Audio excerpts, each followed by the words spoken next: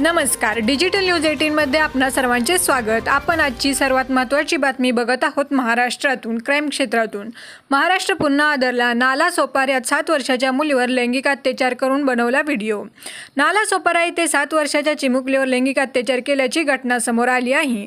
या प्रकरणी नालासोपारा पेल्लार पोलिसांनी एका संशयित आरोपीला अटक केली असून अल्पवयीन आरोपी फरार झाला आहे। शुभम वर्मा वय 30 असे संशयित आरोपीचे नाव आहे। नालासोपाऱ्यातील सामूहिक लैंगिक अत्याचाराची महिनाभरात ही 7वी घटना आहे।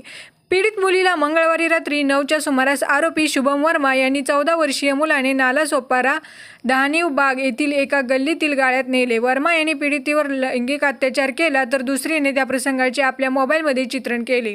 हा प्रकार पीडित मुलीने घरी येऊन आपल्या आईला सांगितला। पीडित मुलीच्या आईने तात्काळ पेल्लार पोलीस ठाण्यात तक्रार दाखल केली।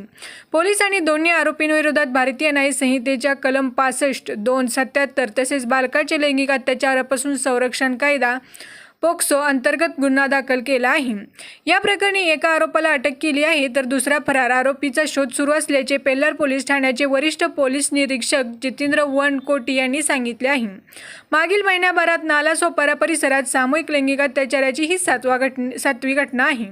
यापैकी 4 गुन्हे अचोळे पोलीस ठाण्यात, 2 गुन्हे तुळीस पोलीस ठाण्यात तर 1 गुन्हा पेल्लार पोलीस ठाण्यात नोंदवला आहे। धन्यवाद।